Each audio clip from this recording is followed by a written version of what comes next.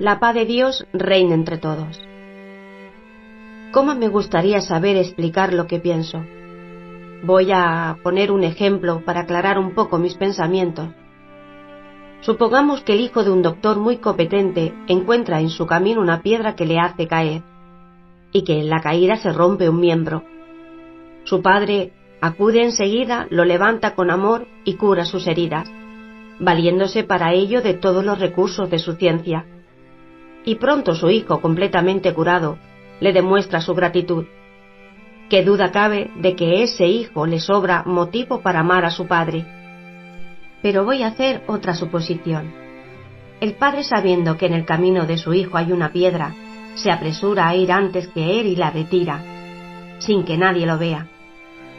Ciertamente que el hijo, objeto de la ternura previsora de su padre, si desconoce la desgracia de que su padre lo ha librado, no le manifestará su gratitud y le amará menos que si lo hubiese curado. Pero si llega a saber el peligro del que acaba de librarse, ¿no lo amará todavía más? Pues bien, yo soy esa hija, objeto del amor previsor de un padre que no ha enviado su verbo a rescatar a los justos, sino a los pecadores. Él quiere que yo le ame porque me ha perdonado, no mucho, sino todo. No ha esperado a que yo le ame mucho, como Santa María Magdalena, sino que ha querido que yo sepa cómo me ha amado él a mí, con un amor de inefable prevención, para que ahora yo le ame a él con locura. He oído decir que aún no se ha encontrado un alma pura que haya amado más que un alma arrepentida. ¿Cómo me gustaría desmentir esas palabras? Veo que me he alejado mucho del tema, así que me apresuro a volver a él. El año que siguió a mi primera comunión transcurrió casi todo él sin pruebas interiores para mi alma. Pero durante el retiro para la segunda comunión me vi asaltada por la terrible enfermedad de los sepulcros. Hay que pasar por ese martirio para saber lo que es. Imposible decir lo que sufrí durante 1 año y medio. Todos mis pensamientos y mis acciones, aun los más sencillos, se me convertían en motivo de turbación. Solo me encontraba en paz contándoselo a María, lo cual me costaba mucho, pues me creía obligada a decirle hasta los pensamientos más extravagantes que tenía acerca de ella misma. En cuanto soltaba mi carga, disfrutaba de un instante de paz, pero esa paz pasaba como un relámpago y enseguida volvía a comenzar mi martirio. Cuánta paciencia tuvo que tener mi querida María para escucharme sin dar nunca muestra de fastidio. Apenas volvía de la abadía, ya se ponía a rizarme el pelo para el día siguiente, pues para dar gusto a papá la reinecita llevaba todos los días el pelo rizado, con gran admiración de sus compañeras y especialmente de las profesoras, que no veían a niña tan bien atendida por sus padres. Durante la sesión yo no paraba de llorar, contando todos mis sepulcros. Salí pues de la abadía a la edad de 13 años y continué mi educación recibiendo varias clases a la semana en casa de la señora Papeneur. Era una persona muy buena y muy culta, pero con ciertos aires de solterona. Vivía con su madre y era una maravilla ver las buenas migas que hacían las tres, pues la gata era también de la familia y yo tenía que soportar que ronronease sobre mis cuadernos e incluso admirar su linda figura. Tenía la ventaja de vivir en la intimidad con la familia. Como los Bisonet quedaba demasiado lejos para las piernas ya un poco viejas de mi profesora, había pedido que fuera yo a su casa para las clases. Cuando llegaba, normalmente no encontraba más que a la anciana señora Conchain, que me miraba con sus grandes ojos claros, y luego me llamaba con voz serena y juiciosa: «Señora de Papier, la señorita Teresa está aquí». Su hija le contestaba inmediatamente, con voz infantil: «Ya lo sé, mamá», y luego empezaba la clase. Las clases tenían también la ventaja de, además de lo que en ella aprendía, de hacerme conocer al mundo. ¿Quién lo hubiera creído? En aquella sala amueblada a la antigua, yo asistía con frecuencia rodeada de libros y de cuadernos, a vista de todo índole, sacerdote, señora, señorita, etc.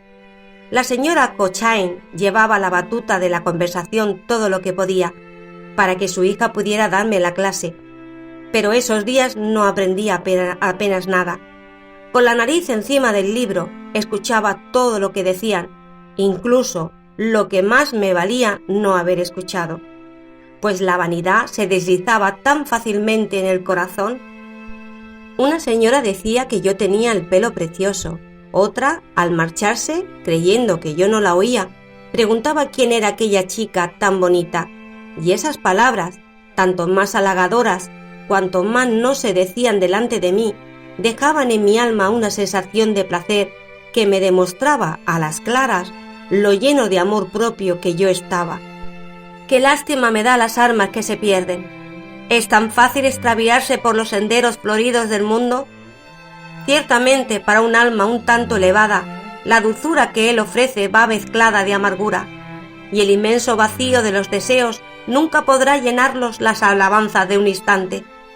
Pero, si mi corazón no hubiese sido orientado hacia Dios desde su primer despertar, si el mundo me hubiese sonreído desde mi entrada en la vida, ¿qué habría sido de mí? Madre querida, con cuánta gratitud canto las misericordias de Dios.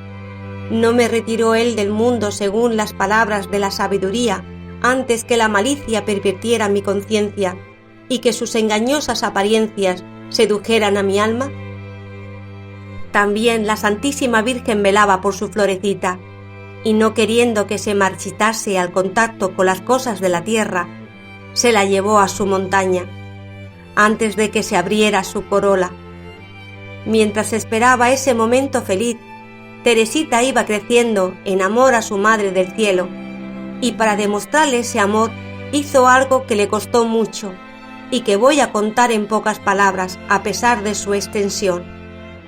Casi inmediatamente después de mi entrada en la abadía, ingresé en la congregación de los Santos Ángeles. Me gustaban mucho los ejercicios de devoción que en ella se prescribían, pues sentía una especial inclinación a invocar a los bienaventurados espíritus celestiales, y en particular al que Dios me dio para que fuera el compañero de mi destierro. Poco después de mi primera comunión, la banda de aspirante a las hijas de María sustituyó a las de los Santos Ángeles, pero me fui de la abadía sin haber sido recibida en esa congregación de la Santísima Virgen. Como salía antes de terminar los estudios, no se me permitía entrar en ella como antigua alumna.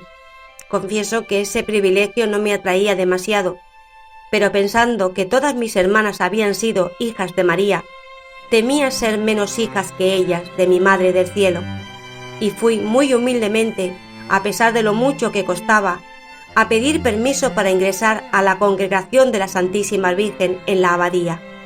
La primera profesora no quiso rechazarme, pero me puso como condición que tenía que venir al colegio 2 días a la semana por la tarde, para demostrar que era digna de ser admitida. Este permiso, lejos de agradarme, me costó enormemente. Yo no tenía, como las demás antiguas alumnas, una profesora amiga con quien poder ir a pasear unas cuantas horas. Así es que me conformaba con ir a saludar a la profesora y luego trabajar en silencio hasta que terminaba la clase de labores. Nadie se fijaba en mí, así que subía a la tribuna de la capilla y me estaba allí delante del Santísimo hasta que papá venía a buscarme. Este era mi único consuelo. ¿No era acaso Jesús mi único amigo? No sabía hablar más que con él. Las conversaciones con las criaturas, incluso las conversaciones piadosas, me cansaban el alma. Sentía que vale más hablar con Dios que hablar de Dios, pues se mezcla tanto amor propio en las conversaciones espirituales. Solo por la Santísima Virgen iba a la abadía. A veces me sentía sola, muy sola, como en los días de mi vida de interna, cuando me paseaba triste y enferma por el enorme patio. Repetía estas palabras, que hacían renacer siempre la paz y la fuerza en mi corazón. La vida es tu navío, no tu morada. Desde pequeñita estas palabras me levantaban la moral. Y todavía hoy, a pesar de los años que hacen que desaparezcan tantos sentimientos de piedad infantil, la imagen del navío sigue cautivando mi alma y la ayuda a soportar el destierro. ¿No dice también la sabiduría que la vida es como nave que surca las aguas agitadas sin dejar rastro alguno de su travesía? Cuando pienso en estas cosas, mi alma se abisma en el infinito y me parece estar tocando las riberas eternas. Me parece estar ya recibiendo el abrazo de Jesús. Creo ver a mi Madre del Cielo salir al encuentro con papá, con mamá y con los 4 angelitos. Creo estar gozando por fin, para siempre, de la verdadera, de la eterna vida familiar. El mismo día en que fui recibida como hija de la Santísima Virgen, ésta me arrebató a mi querida María, el único sostén de mi vida. María era quien me guiaba, quien me consolaba, quien me ayudaba a practicar la virtud. Ella era mi único oráculo. Es cierto que Paulina seguía estando muy dentro de mi corazón, pero Paulina estaba lejos, muy lejos de mí. Me había costado un verdadero martirio acostumbrarme a vivir sin ella, haber interpuesto entre ella y yo unos muros infranqueables, pero al final había acabado por aceptar la triste realidad. Había perdido a Paulina, casi como si se hubiera muerto. Ella seguía queriéndome, sí, y rezaba por mí, pero a mis ojos mi Paulina querida se había convertido en una santa que ya no sabía de las cosas de la tierra y de las miserias de su pobre Teresa. Si las conociera, tendría forzosamente que extrañarle e impedirle seguir amándola igual. Además, aunque hubiera querido confiarle mi secreto como en los Bisonet, no hubiera podido hacerlo, pues las vistas en el locutorio era solo para María. Celina y yo no teníamos permisos para entrar más que al final, y justo el tiempo para que se nos oprimiese el corazón. Por eso no tenía en realidad más que a María, que me era, por así decirlo, indispensable. Solo a ella le contaba mis escrúpulos, y era tan obediente que mi confesor nunca llegó a conocer mi fea enfermedad. Yo solo le decía el número de pecados que María me había permitido confesar, ni uno más. Así que podría haber pasado por el alma menos escrupulosa del mundo, a pesar de serlo en sumo grado. María sabía, pues, todo lo que pasaba en mi alma y conocía también mi deseo del Carmelo. Y yo la quería tanto que no podía vivir sin ella. Todos los años mi tía nos invitaba a ir, turnándonos, a su casa de Truvillet. A mí me gustaba mucho ir, pero con María. Cuando no la tenía a mi lado, me aburría mucho. Una vez, sin embargo, me lo pasé muy bien en Truvillet. Fue el año del viaje de papá a Constantinopla. Para distraernos un poco, pues estábamos muy tristes porque papá estaba tan lejos, María nos mandó a Celine y a mí a pasar 15 días a la orilla del mar. Yo me divertí mucho, pues tenía conmigo a Celina. Mi tía nos daba todos los gustos posibles, paseo en burro, pesca de aguja, etc. Yo era todavía muy niña a pesar de mis 12 años y medio. Me acuerdo de la alegría que sentí cuando me puse las preciosas cintas azules que mi tía me regaló para el pelo. Y también me acuerdo que me confesé en Truvillet, incluso de esa complacencia infantil que me parecía pecado. Una noche viví una experiencia que me dejó una profunda impresión. María Gueri, que casi siempre estaba enferma, lloriqueaba con frecuencia y entonces mi tía la mimaba y la prodigaba los nombres más tiernos, sin que por eso mi querida primita dejase de decir lloriqueando que le dolía la cabeza. Yo, que tenía también casi todos los días dolores de cabeza y no me quejaba, quise una noche imitar a María y me puse a lloriquear echada en un sillón, en un rincón de la sala. Enseguida Juana y mi tía vinieron solicitas a mi lado preguntándome qué tenía. Yo les contesté como María: me duele la cabeza, pero al parecer eso de quejarme no se me daba bien, pues no pude convencerlas de que fuera el dolor de cabeza lo que me hacía llorar. En lugar de mimarme, me hablaron como una persona mayor, y Juana me reprochó el que no tuviera confianza con mi tía, pues pensaba que lo que yo tenía era un problema de conciencia. En fin, que lo único que hice fue perder el tiempo y salí muy decidida de no volver a imitar nunca a los demás. Comprendí la fábula de el asno y el perrito. Yo era como el asno, que viendo las caricias que le hacían al perrito, fue a poner sus pesadas patas sobre la mesa para recibir también su ración de besos. Pero ay, si no recibí palos como el pobre animal, recibí realmente el pago que me merecía, y la lección me curó para toda la vida el deseo de atraer sobre mí la atención de los demás. El único intento que hice para ello me costó demasiado caro. Al año siguiente, que fue el de la partida de mi querida madrina, mi tía me volvió a invitar, pero en esta ocasión a mí sola, y me encontré tan fuera de lugar que al cabo de 2 o 3 días caí enferma y tuvieron que llevarme de nuevo a Lisieux. La enfermedad, que temían que fuese grave, no era más que nostalgia de los Bisonnet, y apenas puse los pies en ellos me volvió la salud. Bien, pues a esa niña iba Dios a arrebatarle el único apoyo que le ataba a la vida. En cuanto supe la decisión de María, tomé la resolución de no volver a pegarme a nada de la tierra. Después de salir del internado, me había instalado en el antiguo cuarto de pintura de Paulina y lo había arreglado a mi gusto. Era una auténtica leonera, una mezcla de piedad y oscuridades, un jardín y una pajarera. Así, por ejemplo, en el fondo destacaba sobre la pared una gran cruz de madera negra, sin Cristo, y unos dibujos que me gustaba. En la otra pared, una cesta adornada con muselina y con cintas de color rosa, con hierba fina y flores.